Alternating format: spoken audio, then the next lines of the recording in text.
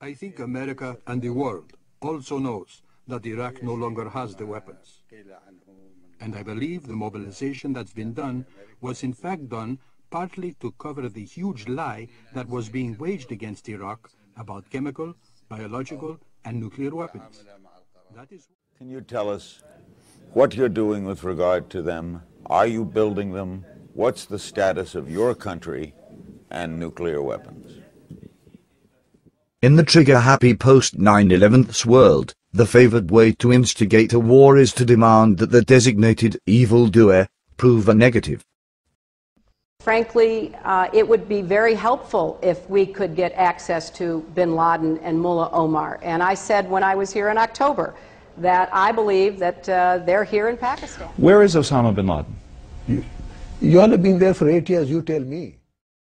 Iraq was invaded because it couldn't prove that it didn't have weapons of mass destruction. Iran is under constant threat of attack unless it can demonstrate that it's not seeking nuclear weapons.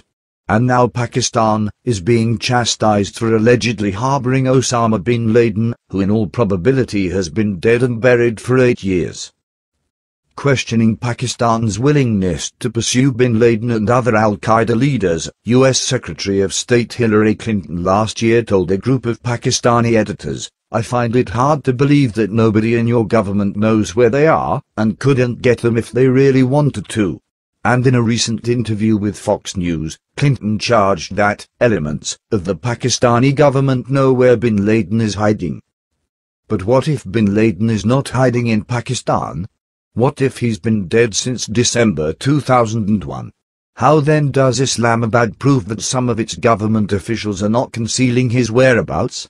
Do you think he's alive or dead? I've said before that I don't think he's alive. And you believe that? I have a strong feeling, and I have some reason to believe that, because I've asked my counterparts in the American intelligence agencies, and they haven't heard of him since 7 years.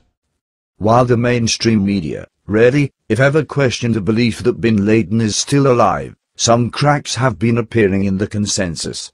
In a September the 11th 2009 piece in Britain's Daily Mail, Sue Reed wondered, what if everything we have seen or heard of him on video and audio tapes, since the early days after 9/11 is a fake, and that he is being kept alive by the Western allies to stir up support for the war on terror? An even more prominent skeptic is UPI editor, whose July 26, 2010 commentary titled, "Elvis bin Laden May Herald a New Consensus," sifting much the same evidence as Reed. The legendary journalist stated that some key intelligence officials are taking bin Laden's reported demise seriously. Both articles cited experts who have studied the post-December 2001 audios and videos and concluded they are fakes. In 2007, Switzerland's Dallimol Institute for Artificial Intelligence, which does computer voice recognition for bank security, found that the voices on recordings after mid-December 2001 differed clearly from earlier recordings of bin Laden. Professor Bruce Lawrence, head of Duke University's Religious Studies Department and the foremost bin Laden expert, noted in a 2007 book, the inconsistency between the increasingly secular language of the audios and videos, and bin Laden's earlier distinctive religious speech. Assessing the evidence, Angelo M. Codeviglia, a former U.S. intelligence officer, who studied Soviet disinformation techniques during the Cold War and a professor of international relations at Boston University, rightly concluded that Elvis Presley is more alive today than Osama bin Laden. So, if bin Laden is as dead as Elvis, who's been faking all those scary threats in his name? وسيقف بوش في الذكرى السادسة للغزوتين ليطالب الأمريكان بعدم سحب قواتهم من العراق وأفغانستان.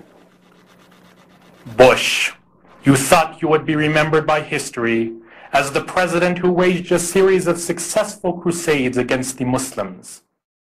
According to U.S. and British intelligence officials, Al-Qaeda's media wing, a Sahab Foundation for Islamic Media Publication, has been run since 2001 by Adam Gaddan, a California-born convert to radical Islam, who now goes by the name Amriki.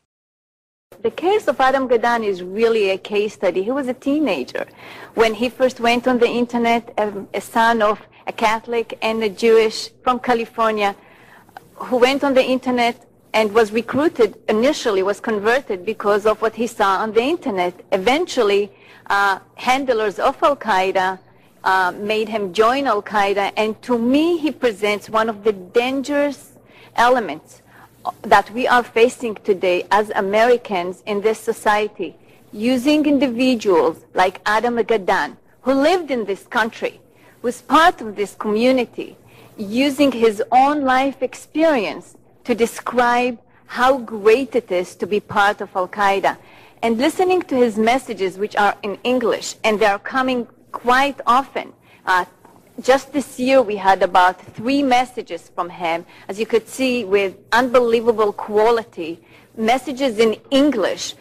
Who is he speaking to? He's speaking to our American, or let's say English speakers. This is a new phenomenon, a new trend coming from Al-Qaeda. Gaddan found his way to the Islamic Society of Orange County while living with his grandfather, Carl Perlman, a board member of the Anti-Defamation League. Ostensibly a civil rights organization set up to fight anti-Semitism, the ADL is little more than a de facto adjunct to the Israeli government, which has even been caught spying on American critics of Israel. Adam's parents changed their surnames to Gaddan in the mid-1970s. The name refers to the biblical warrior Gideon, who with the aid of trumpets and clay jars defeated Israel's enemies. As anti-war editor Justin Raimondo put it, Adam Gaddan is an awfully odd figure, whose sudden evolution from a nice Jewish boy into Osama bin Laden's Goebbels is just a little hard to take. Equally hard to take is the means by which the public learns of bin Laden's latest pronouncements.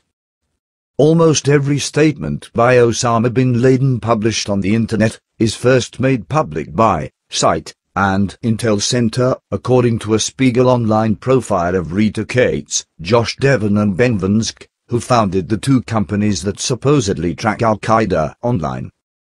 Site co-founder Rita Cates is an Iraqi-born Jew, whose father was publicly hanged in Iraq after the 1967 war as an Israeli spy. Cates, who served in the Israeli Defense Forces, tries to downplay the significance of her background but is not always successful. When you grow up in a place like Iraq, she told Spiegel, you understand maybe a little bit about how Arabs think and also what they are capable of.